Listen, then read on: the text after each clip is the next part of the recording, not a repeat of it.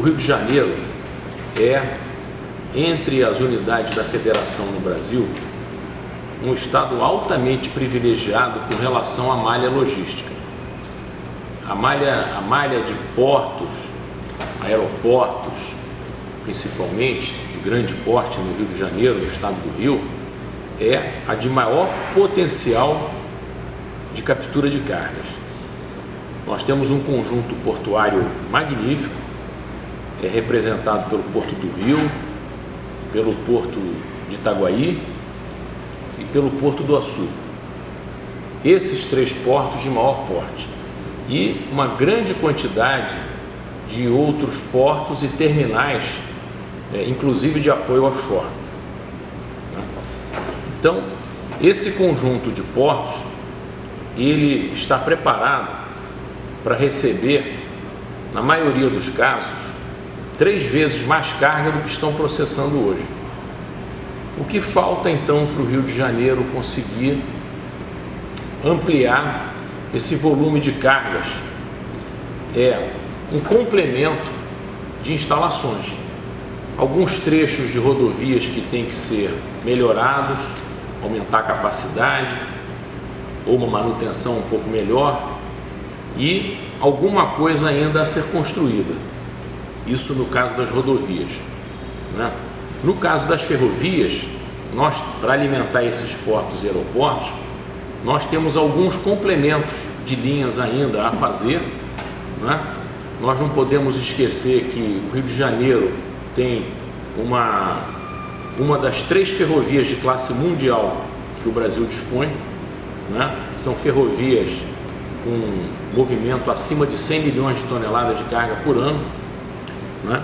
E nós temos nesse caso a ligação Rio-São Paulo-Belo Horizonte, feita pela concessionária federal MRS, que eu diria que de todas as concessões é a melhor de todas, porque ela tem um alto volume e tem um espectro de cargas bastante variado, de cargas, inclusive cargas industrializadas, cargas de contêineres, carga geral de maneira, né? Então é uma conexão de alta capacidade. Na nossa malha de bitola métrica, é uma malha bastante deficiente, que ao longo dos anos veio sofrendo um processo de, vamos dizer assim, de falta de manutenção, eu diria até de desinvestimento. Essa malha apresenta problemas, mas ela é uma malha complementar. E nós temos um grande projeto ferroviário no Rio de Janeiro, que foi o ano passado priorizado pelo programa PPI do governo federal, que é a ligação Rio-Vitória, a ferrovia EF-118, né? O foco principal dessa ferrovia é exatamente a conexão entre o futuro terminal de Queimados, um terminal rodoferroviário, que fica muito próximo à Dutra e muito próximo ao Arco Metropolitano, e dali se inicia a ferrovia Rio-Vitória. O foco principal é a ligação com o Porto do Açu. O Porto do Açu é um porto de dimensões chinesas, dos maiores da China, localizados aqui na América do Sul. Ele está instalado no município de São João da Barra, no norte do estado do Rio, e ele dispõe de, já nesse momento, de 90 quilômetros quadrados de áreas pré-licenciadas para a implantação de uma coroa industrial. É o primeiro empreendimento desse tipo na América do Sul, né? Onde você reúne uma grande coroa industrial que já está se formando. Já existem 3 fábricas, 3 unidades industriais importantes no Porto do Açu. Por exemplo, a maior fábrica de produção de tubos flexíveis para petróleo do mundo está instalada no Porto do Açu. Tem base de apoio offshore, tem outras empresas lá.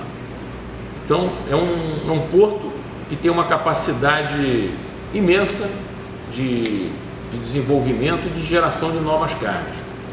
O Porto do Rio, por sua vez, é um porto altamente especializado em cargas de alto valor.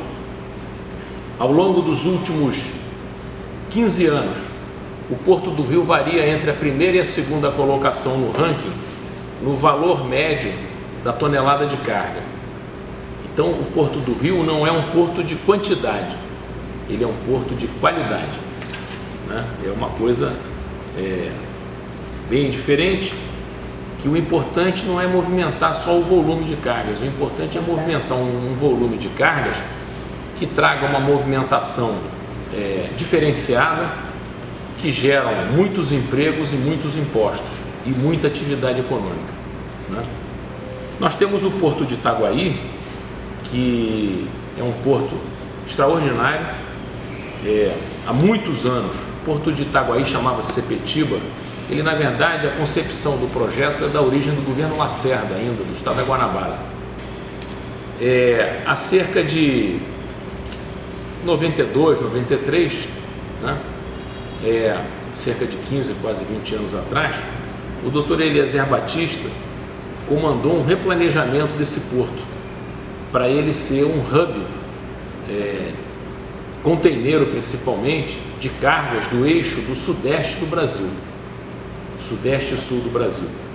Então, naquela época, 92, 93, 94, esse porto recebeu investimentos importantes do governo federal e foi então implantado um grande terminal de contêineres, né?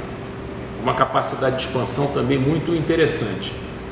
Esse porto, por mexer com granéis minerais, entrou nessa época também importante terminal de minério de ferro, que depois entraram outros terminais, mas esse porto é um porto que é muito próximo do estado de São Paulo e de Minas Gerais, em termos de logística, né?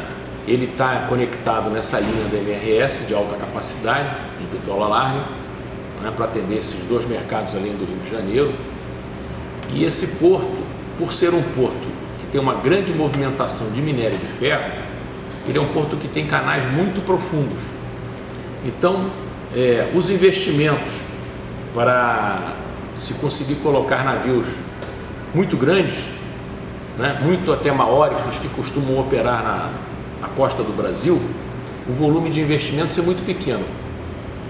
Esse porto é um porto também, um gigante, com capacidade de atender boa parte das cargas do Sudeste. Todo esse trabalho da logística do Rio de Janeiro está assentado num planejamento que está colocado no PELC. O PELC é o Plano Estratégico de Logística e Cargas do Rio de Janeiro.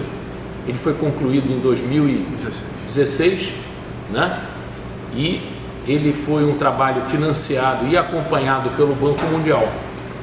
Então, ele dá um suporte para as decisões de Estado e empresariais muito grande. Esse plano ele é uma coisa maravilhosa, porque ele abraça todos os modos de transporte, né? Exemplo, aqui no Rio de Janeiro, a maioria das rodovias mais importantes são federais. Isso é uma decorrência de um fato histórico. O Rio de Janeiro, 250 anos quase, ele foi a capital do país, desde o tempo da colônia, vice-reino, da república, né?